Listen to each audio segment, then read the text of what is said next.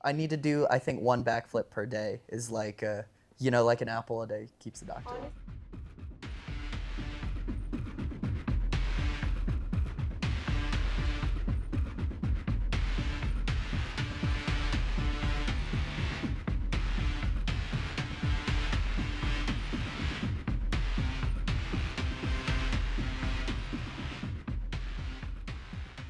So the best way to put it, being a stuntman is about being safe. It's not about everyone gets the wrong idea. It's everyone thinks it's like Mr. Johnny Badass. It's not. Mhm. Our entire job is to be the safest person on set.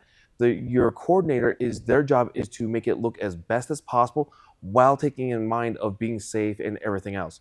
So it's about knowing how to diffuse a situation, how to talk, how to work with people. At the same time, knowing which technique is good for the camera and for your performer, because we can't have that. Because in most times, you have to do that stunt or that fight or that fall 5, 6, 7 times on a take, because you got one angle here, you got another angle here, you got here, you have to hit all these different angles, and we're just sort of falling again and again and again. So it's our job to figure out how not to actually put ourselves through that type of damage.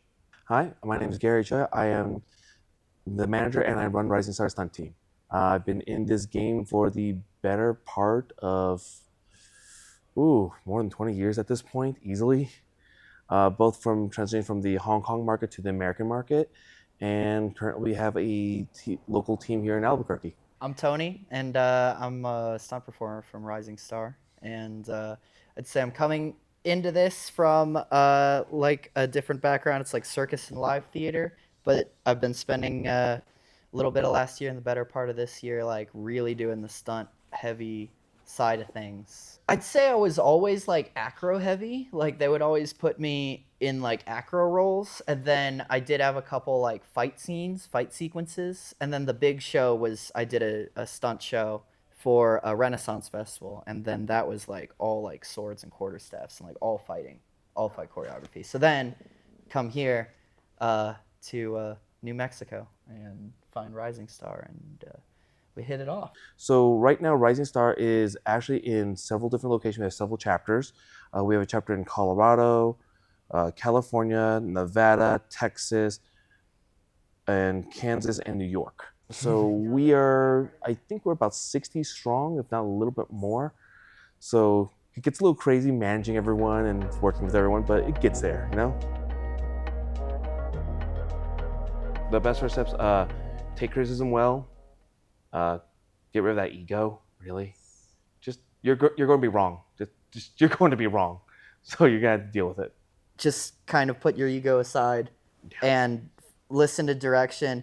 If you know how to like throw a punch, but the coordinator wants you to throw it a different way, like it's because it's for a reason. It's for a reason because it looks better that way in this particular circumstance. So just being able to be teachable is like, yeah, That's like night and day right there. that'll do like a lot of the legwork on the stunts. You come in, we do all the rolls, all the falls, and then it's always either I'm helping fix your martial arts or fighting ability, or how to tell you which corner or how to fix little things so that way your landing is not so heavy and blows out your knees.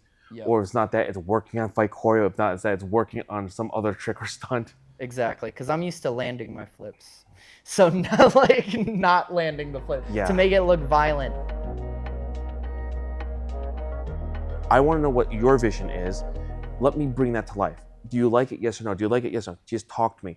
And the more we can do on that and the more time I have, the better and more sharper I can get it. So in a live performance, they're usually there from the very beginning because they're now figuring out the choreo because that's part of the storytelling. So that's a much different way of going about it. Episodic, we have to keep it much simpler, much faster because you don't have that time anymore. If you're filming one episode a week, you only have that week to really practice, rehearse, get good, go. You don't have that time. I had a friend of mine. He was the coordinator for one of the Star Wars. Can't tell you which one.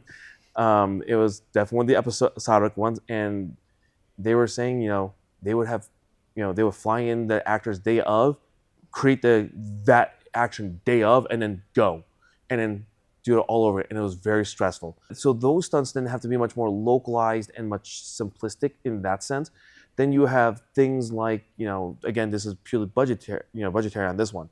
If you have things as big as Fast Five, you get years, months to do this.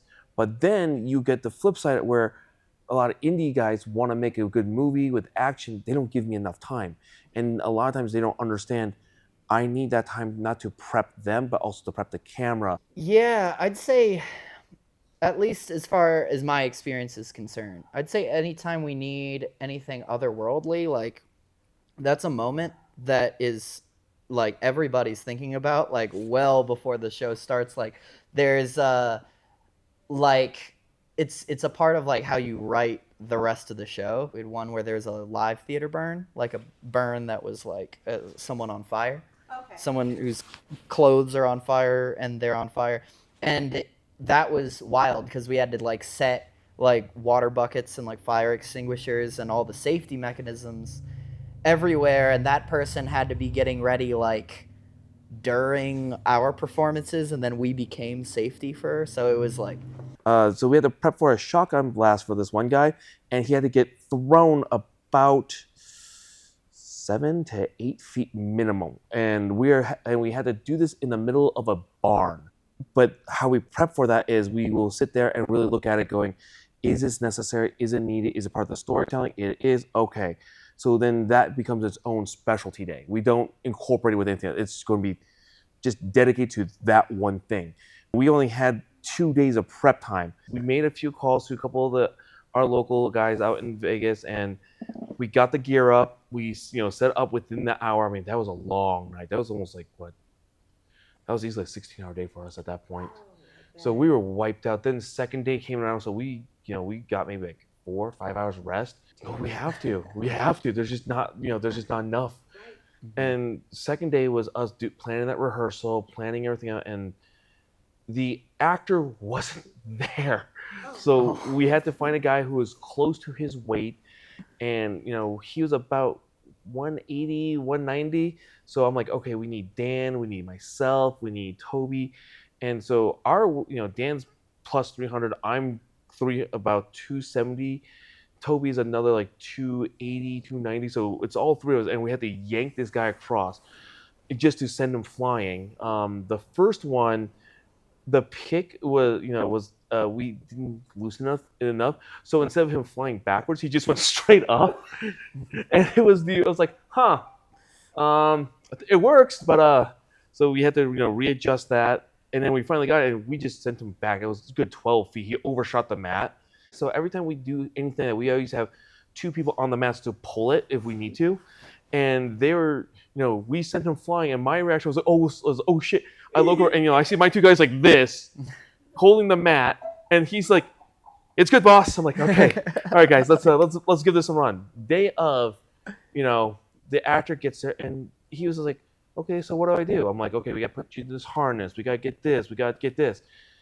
And we're just trying to do this, and the director forgot that this day needed to be just on the stunt. So he was trying to say, "Hey, while we do this, can we do this thing? Can we do this thing?" And it just, we were just like, we don't have the time. We need everything focused here because this is such a specialized thing. In film, we can dedicate the entire day to it. If we get it done fast, great. Not, we keep going, And then in TV, it's got to be quick and simpler, so that way we can keep it, because that time crunch, as from WB is, like, hey, we need more time. It's like, this is all we got. I've had so many people will tell me in the stunt, oh, I'm like, it doesn't look right. Oh, we'll fix it in post. I'm like, you can't fix that in post. Well, like when we did the fire stunt and the ones that, on the few of the features I did, I made sure that the VFX person was there because I'm like, look, we need fire enhancement because the fire is not going to be as big as you think it is. Or the other problem I had was they wanted to set fire in the middle of the day or early morning where the sun's the brightest, and I'm like, you're not going to see the flame. I'll have some of the other guys, like the AD or someone, go, well, we saw in this movie they did it in daylight. I'm like, that's a VFX. You've been here a little while. Since 2020. My dumbass moved here right before the pandemic shut everything down. Netflix was actually the main reason why I moved, actually. So I was in Colorado, and I realized for a time that Colorado was not going to be film friendly at all. And I left me with choices of moving to LA, Atlanta, or New Mexico. We did think about Chicago, but the problem with Chicago was it's Chicago. I don't want to move back there. I grew up around Wisconsin area, so I was just like, no, I don't need to go back up there. Atlanta, we looked at it. Housing costs were good, but cost of living is just not, wasn't sustainable. And I mean, you came from California, LA, so dude, I don't really need to tell you how bad that got. So, you know, I decided to be here because that was the next logical choice.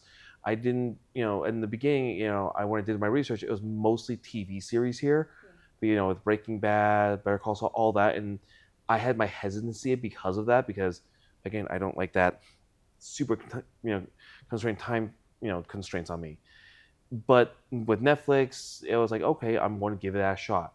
And I find that with Netflix here, it's given New Mexico, Tamalewood now, a much better breath of life because now it's teaching people how they need to do work and how to progress and make it better. Which that's actually where I do actually really appreciate UNM because their film program now is allowing those students to work at Netflix and then at the same get education. These kids are coming out now who are essentially going to be our peers to actually know what to do, how to move, and actually have the correct, expectations versus before it was a little bit of the Wild West, Hey man, we're just going to back and film you on this thing.